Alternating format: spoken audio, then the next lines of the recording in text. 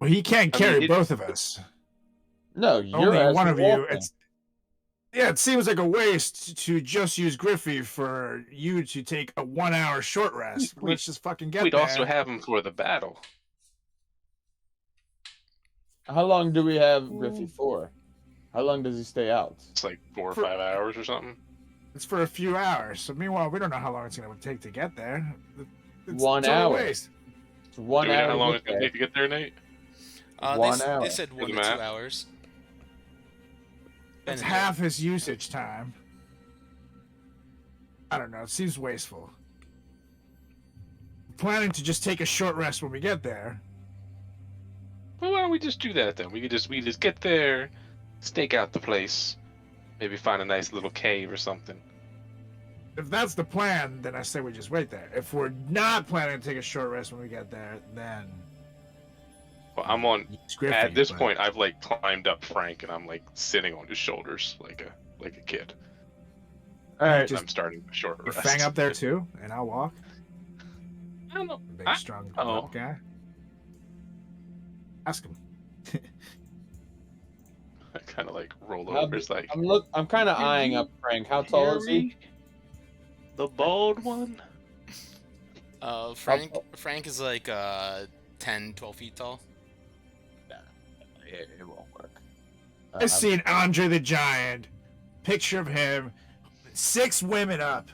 Okay, Andre the Giant, who was 7'3", and then after twice that, as big he as walked Andre for the Giant. 2 hours. I think we could do it. It's a rock guy. So you guys make your way to Haroon or what? Yes. Or to not Haroon. That's where you guys came from. Azamar. Azamar, yeah. Azamar. No. Okay. I need someone to roll a survival check as you guys are making your way there then. Whoever's leading the way. Solrak. 18. There you go. Okay. Buddy. Solrak takes the map and kind of figures out the precise location of where you guys are currently on, in relation to this map to where you guys need to be heading towards, and seems to have a good grasp on this, and you guys begin to travel your way towards the necropolis of Azumar. And it doesn't take you guys too much longer than an hour with an 18 until you guys come across that land.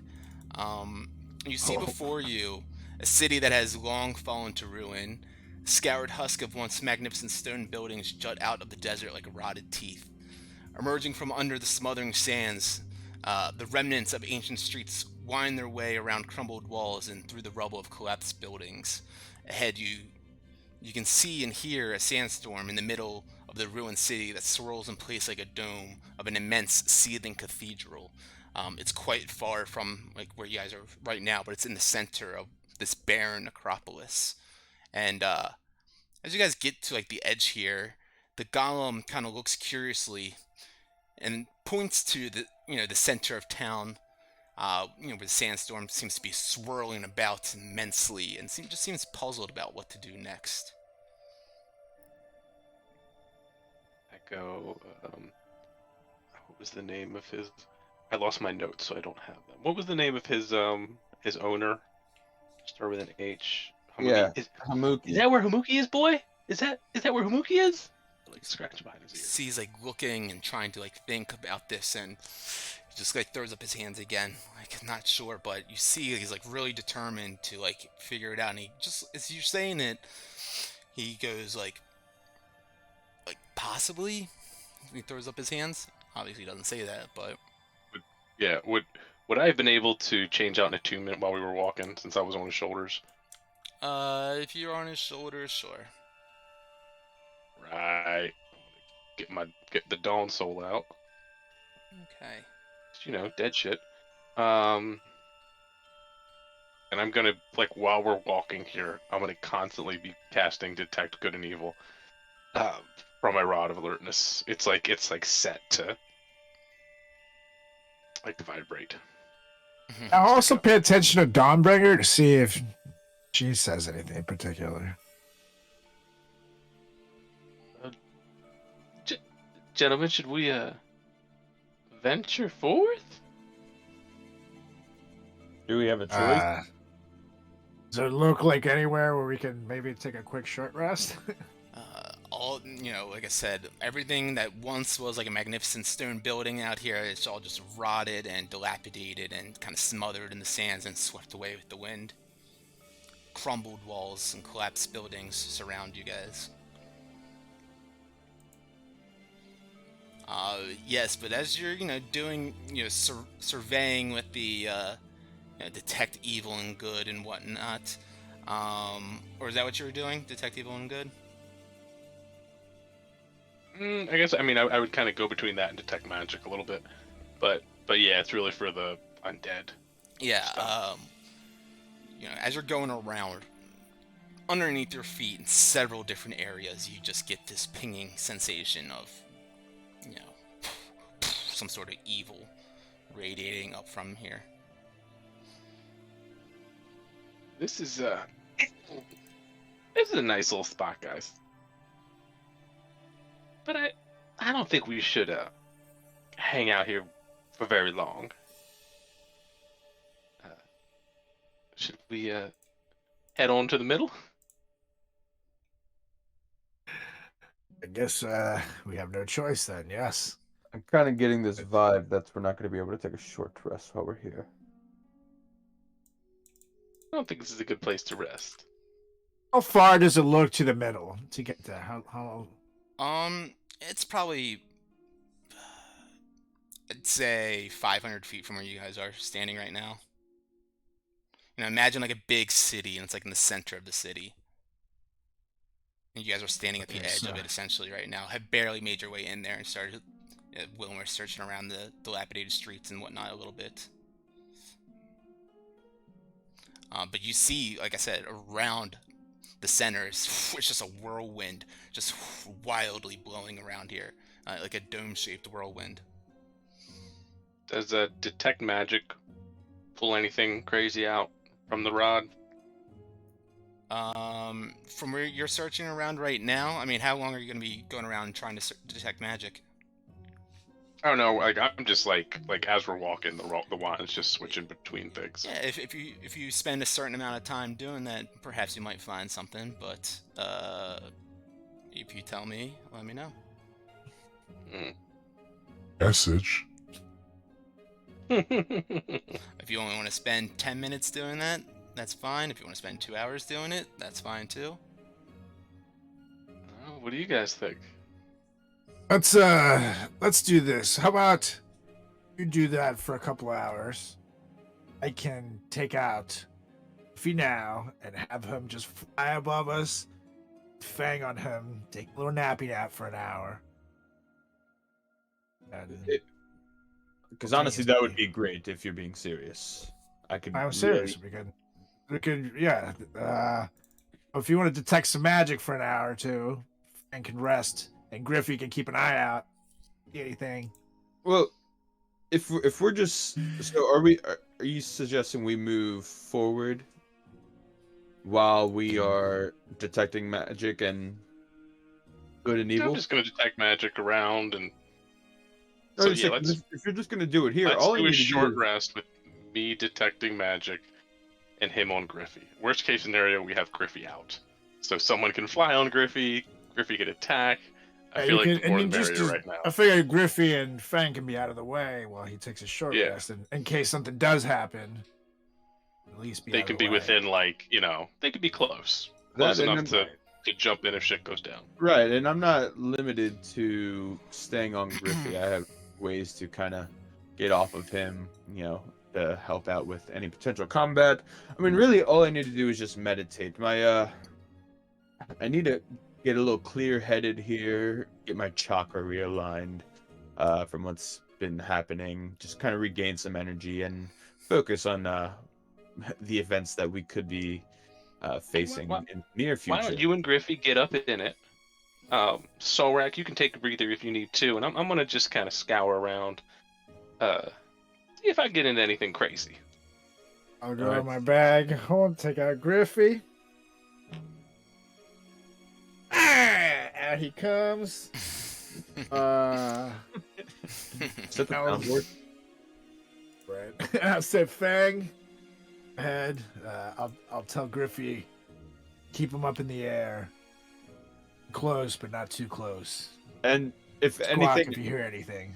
and if anything happens, I understand. I'm gonna be doing my meditation, but just know that if you guys need help, just yell, and I'll snap out of it. Don't worry. Griffey, show him the yell. And he goes, wake you up. Yeah, great. They can go off, and I'm gonna just basically sit. My sword's down. I don't know what's the non-offensive way to call it when you sit cross-legged. First class apple. Came to America and it was called Indian style, okay? And I was like, nah, times are changed.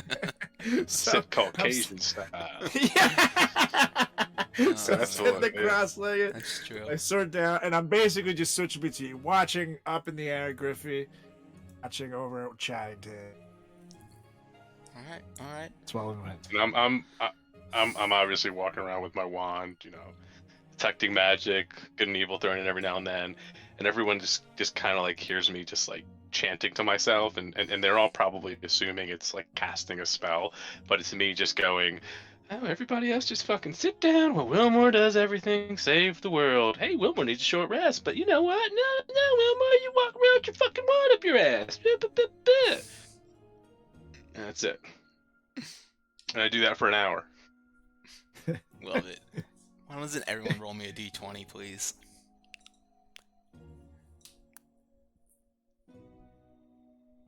On set. 18. 16. Right? All right, that's good. It's a 15 average. All right. As you guys, let's see, we'll start with Wilmore. As you guys are traveling around the city, or Wilmore, as you're traveling around the city at least, and searching around and cursing to yourself and muttering and whatnot, yeah, you spend about an hour or two just kind of scrounging around, and you see, bones littered across the land here, filling the grounds and every crevice that you can see, and the wind begins to pick up at certain points, and it soon turns to cries of anguish as you hear them, as if they're coming from the tortured souls of the necropolis itself. You hear the kind of whispering of maybe evil and dead wizards or the lives lost to the necropolis here, and kind of just sends a shiver up your spine as you're making your way around. So you spend a decent amount of time going throughout here, and this wind, it might be some sort of ill omen, but to you, roll a d100.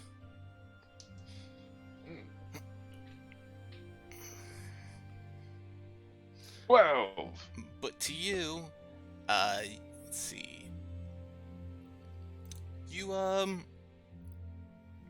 notice an area where there's alongside of a building where there's old broken wooden chest, cobwebs and covered with sand all around it, and the wood weathered, seen better days for sure.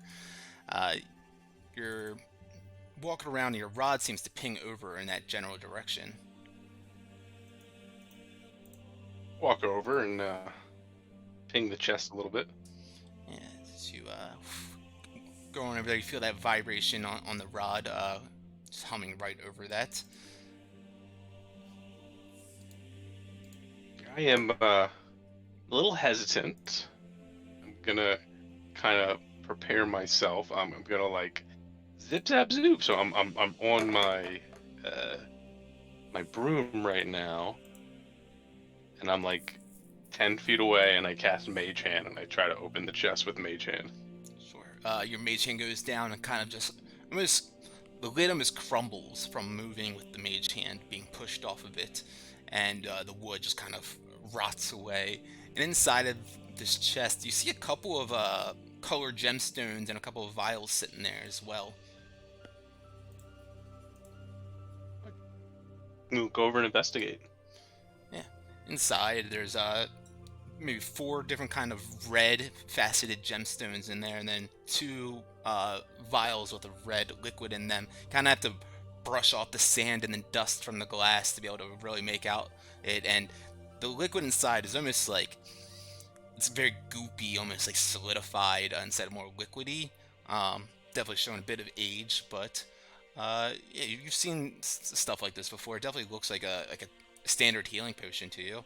Both of them. 2 of those? 2 of them. Cool. I take that and I pocket the gems. Yep. I just kind of keep walking around.